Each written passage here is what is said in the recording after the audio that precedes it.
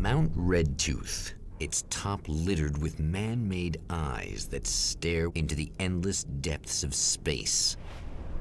Tonight, the champion of light will depend on them to pick out a message from the ether.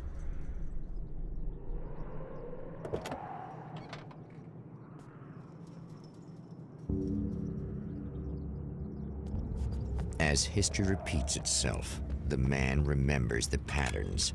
He knows that he needs the missing part for the telescope. That's where the camera should be.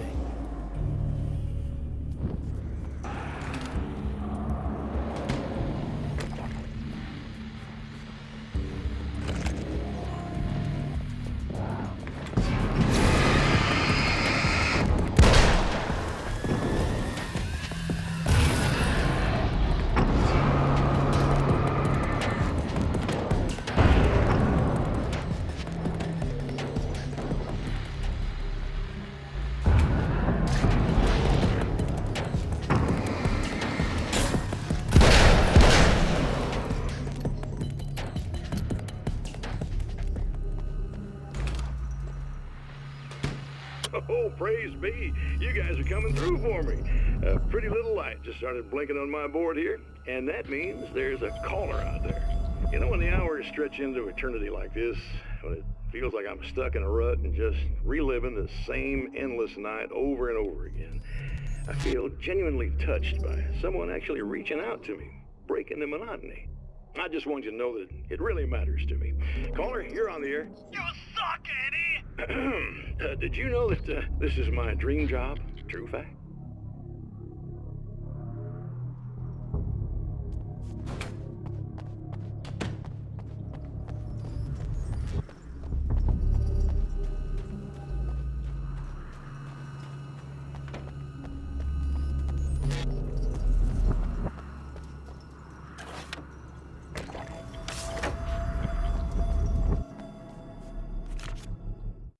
When Dr. Rachel Meadows got the call from Michael, telling her to hurry to the observatory, she didn't waste any time. It had been a nice party.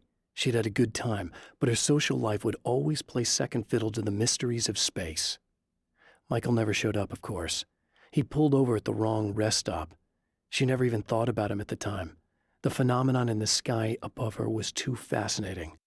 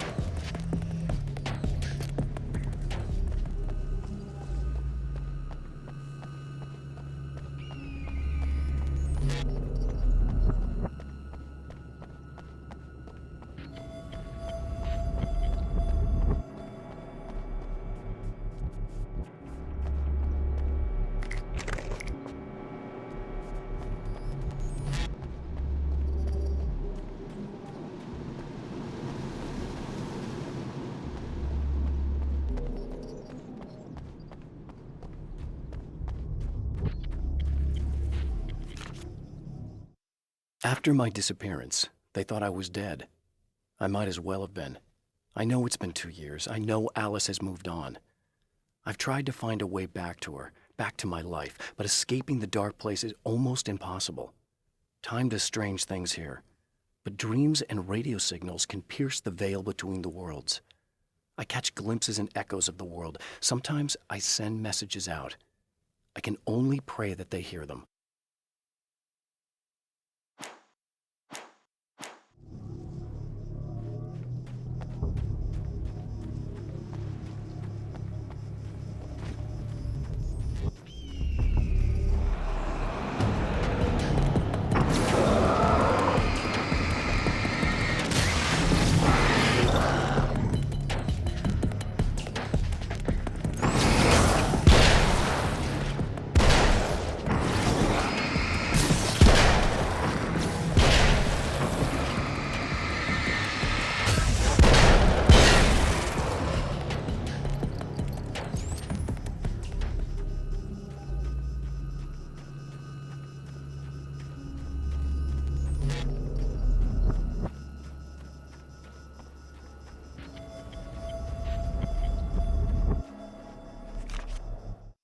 The Taken may well be the tool the darkness favors over any other.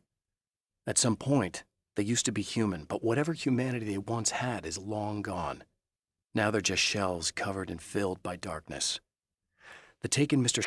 throws at me are more grotesque and varied than the ones I first encountered in Bright Falls. But I know how to deal with them. I'd be lying if I said they don't frighten me. But I've survived worse. I can't let them stop me.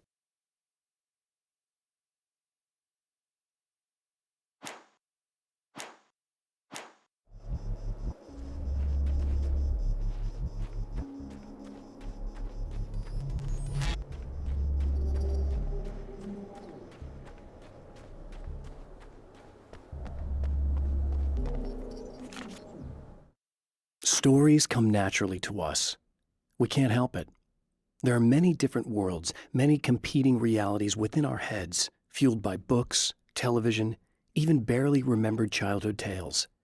There's an endless supply of fictional concepts more familiar to us than anything or anyone real. We have a far greater connection to the fictional characters we know and love than the random people we pass on the street. Our destinies and inspirations are shaped by lies, myths, and fables.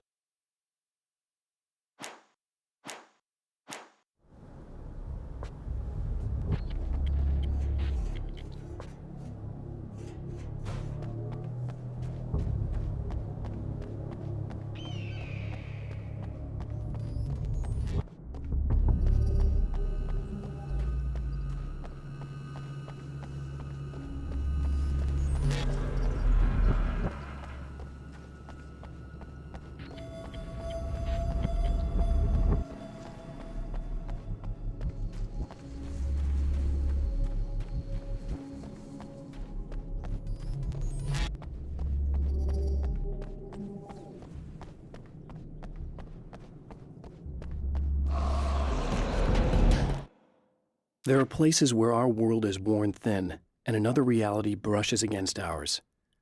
One such site is Cauldron Lake near Bright Falls, Washington. But there are others. That other reality is dark, vast, and malleable, always in flux. In its depths dwell vast forces and alien energies. They're dangerous. But in one of these places, if you know how, you can channel the power of that place and use it to shape reality.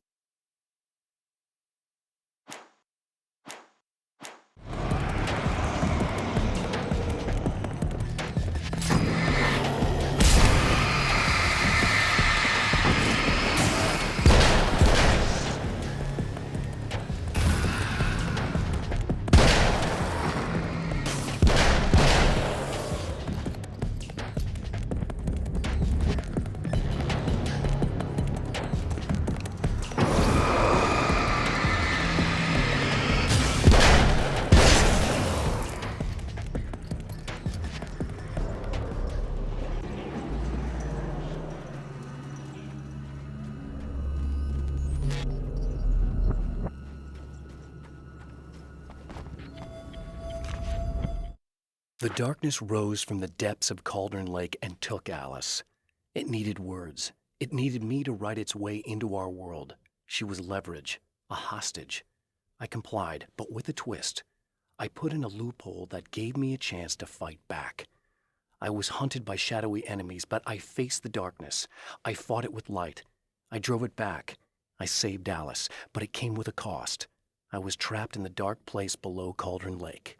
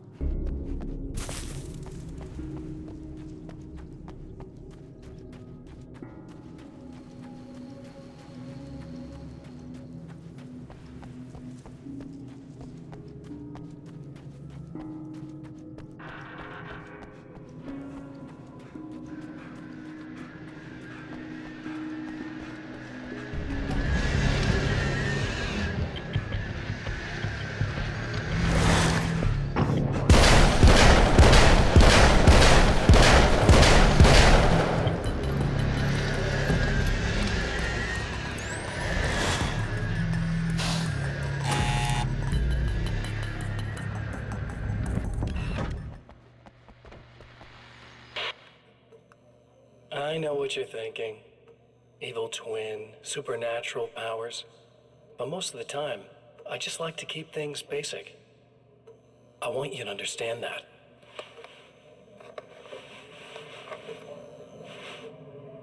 Like this. Need to get your hands dirty? No batteries, no moving parts, just physics. That's technology you can depend on. It's a classic. Speaking of classics, you need to be careful with this one, though. If the victim suddenly twists, you might end up cutting yourself. It's not really a workhorse, but I'm a sucker for this style. Now this is more like it. You've got slip-resistant grip. Believe me, you really want that traction once you're wrist deep in somebody. The blade's stiff enough so it won't open by accident in your pocket, but it's still really easy to open with just one hand. Now that's a big thing for me. I know what you're thinking. It's too big, too heavy. But sometimes you just need the extra oomph. If you're talking intimidation, this is gonna do the job. Also great for dismemberings and whatnot. You know, the messy jobs. I can't tell you how many things I've MacGyvered with this stuff.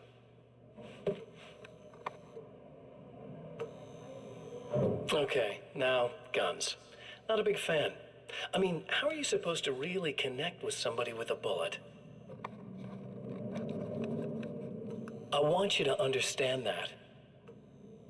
I take pride in what I do. We can't both be worthless hacks, can we?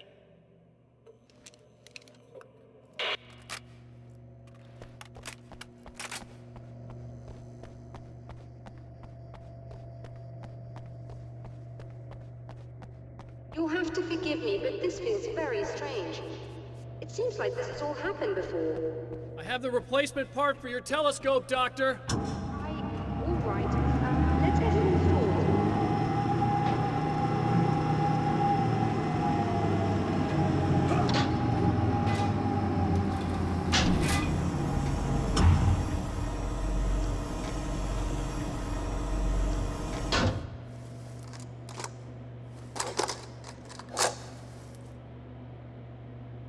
think we can give this a go, although I have this strange feeling that something will Don't go start wrong. it up yet. There's a problem with the coolant system. Yes, that's right. I remember. All right, let me think. If they're sabotaging it, they'll be at the primary coolant pipe outside. If you can secure it, we should be ready to pick up the signal. That is why you're here, isn't it? Yes, it is. I'll take care of it. Before you go, if you have the time, I'd appreciate if you came up here and explained a few things. All of this is very strange to me.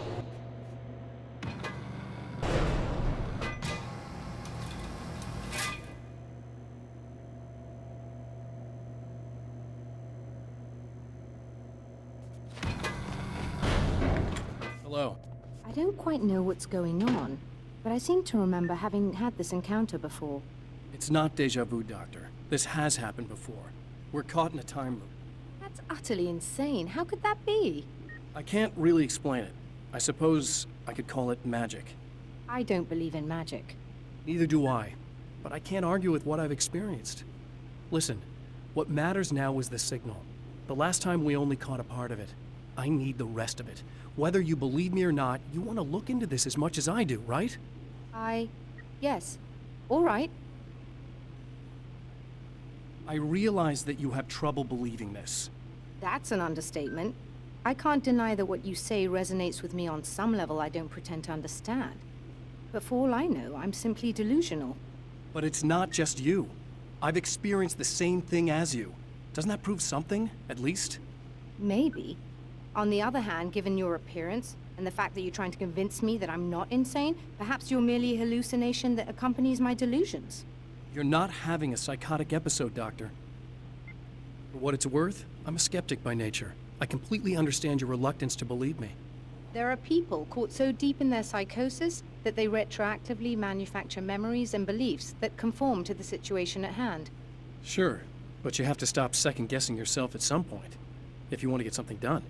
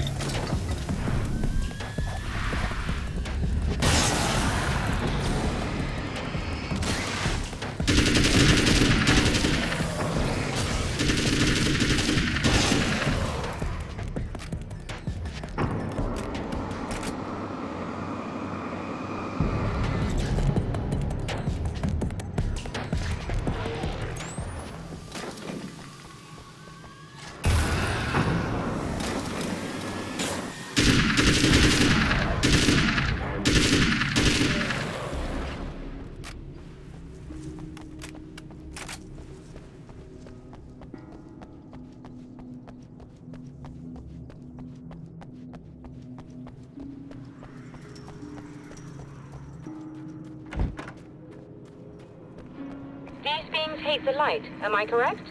You should be able to turn on the lights and secure the area that way.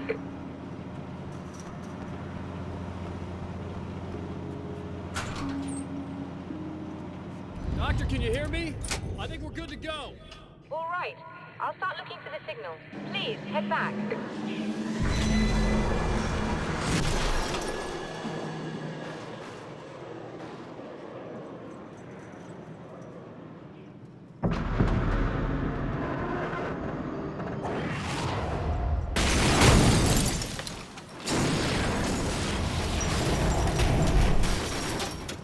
Guess they didn't like that.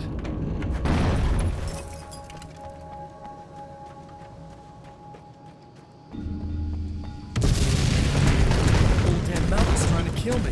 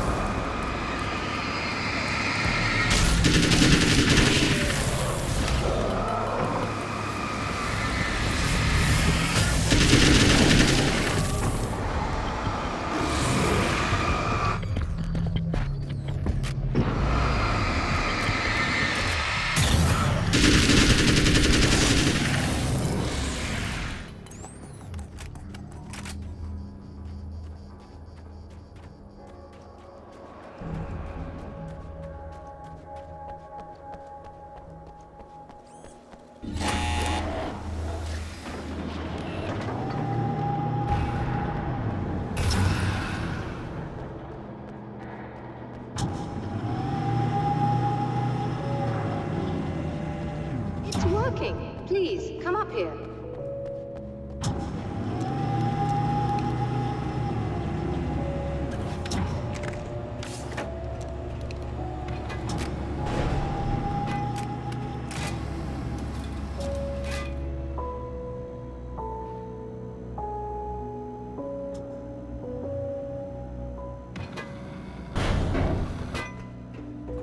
You find the signal? Yes, I don't think it's quite the same thing we had, the last time. Still, we're definitely picking it up. Are we getting the complete signal now? I'm afraid not. Take a look at it yourself. I'm printing out a hard copy now. I'd like to ask you a question or two before that, though, if you don't mind. What's on your mind, Doctor? Most people would find these events extremely disturbing, provided that they survive these creatures, that is. You seem to be quite adept at dealing with the situation. Why is that? Yes, I was involved in... It's a complex story. I was in this small town, and a horrible thing from another dimension kidnapped my wife and manipulated me into writing this horror story that came true. I learned to fight it with light, and I managed to contain it and free my wife. But I was trapped in its world. Are you serious? Absolutely. So, I'm used to reality working in strange or even impossible ways. And I fought these things, not exactly like this, but close enough for a good while now. Of course, I have certain advantages. Was there anything else? What did you mean when you said you have advantages? At the risk of sounding like a lunatic, reality is much more fluid than people think. It can be influenced. I didn't take you for a mystic. I'm not. I'm a writer. And under certain conditions, I can, for lack of a better word, rewrite reality. Change things. That's absurd. But it works. Assuming I believe this, why don't you simply, I don't know, write yourself some superpowers? It's not quite that simple. You need to follow certain laws of drama, I suppose. You need to think about consistency and symbolism. Often what you write isn't anywhere near as important as what you imply. There are things out there that will take advantage of your mistakes. You really believe in this? Don't look at me like that. You've experienced some of this yourself. I will gladly admit that something exceedingly strange is going on. But this idea that you're somehow altering reality with your writing is ridiculous. You're essentially saying you're controlling my actions. Leaving aside the rational arguments against this, what gives you the right? Well, it's more like having a destiny. A path you're on. You're not aware of it, but there it is. If somebody changes it, what difference does it make? It's what every writer does. If you write something that affects one of the characters, they don't really know about that. I'm not a character. Are you saying that it's all right to take advantage of someone if they aren't aware of it? Look, all I meant was that if you're genuinely making all your own decisions, and those decisions lead to whatever destiny you have, what practical difference does it make? I suppose that depends on whether our destinies are determined by things like physics and probabilities, or natural reality, which is presumably neutral and impartial, or by some kind of an intelligence. If it's the latter, that intelligence makes choices based on some criteria. If we suffer as a result of those choices, there's a moral and ethical element involved, regardless of whether we're aware of its manipulations. Wouldn't you agree?